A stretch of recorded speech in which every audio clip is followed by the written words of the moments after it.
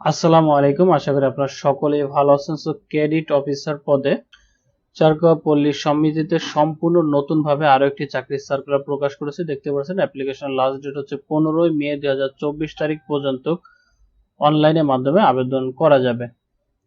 এই সার্কুলারের ক্ষেত্রে টোটাল 5 জন লোককে নিয়োগ দেওয়া হবে। প্রথম অবস্থাতে 22,000 টাকা থেকে শুরু করে 25,000 টাকা পর্যন্ত মাসের স্যালারি প্রদান করা হবে।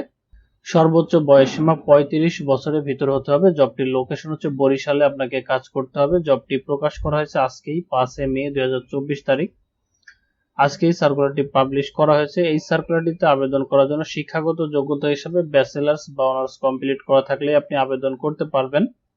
পাশাপাশি এখানে 2 বছরের একটা অভিজ্ঞতাও চেয়েছে। যদি আপনার অভিজ্ঞতা থাকে তাহলে আপনি আবেদন করতে পারেন বা তাদের সাথে কথাও বলে নিতে পারেন।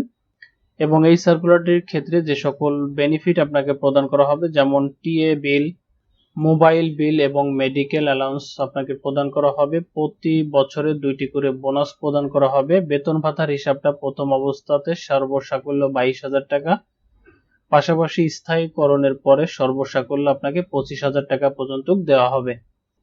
ওয়ার্ক প্লেসটি হচ্ছে আপনার অফিসে বসে আপনাকে কাজ করতে হবে, ফুল টাইম এখানে কাজ করতে হবে। পাশাপাশি আরো নিচে আসলে এখানে কোম্পানির ইনফরমেশনও পেয়ে যাবেন। আপনাদের বোঝার সুবিধার্থে আমি এই অ্যাপ্লিকেশন লিংকটি ভিডিও ডিসক্রিপশন বক্সে দিয়ে দিব, যাতে করে খুব সহজে আপনারা দেখে শুনে যাচাই করে তারপরে আবেদন করতে পারেন।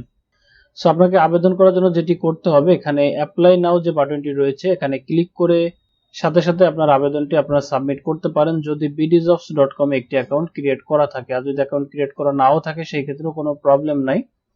ক্রিয়েট অ্যাকাউন্টে ক্লিক করে খুব সহজে আপনি একটা অ্যাকাউন্ট ক্রিয়েট করে নিতে পারবেন। সো আশা করি আপনারা আপনাদের আবেদনটি খুব সহজেই সাবমিট করতে পারবেন। আর যদি কোনো প্রবলেম হয় কমেন্ট করে জানাবেন, সমাধান করার চেষ্টা করব। ভিডিওটি এখানেই শেষ করছি, আবারও ফিরে আসবো নতুন কোনো চাকরির সার্কুলার নিয়ে। তত সময় ভালো থাকবেন, আল্লাহ হাফেজ।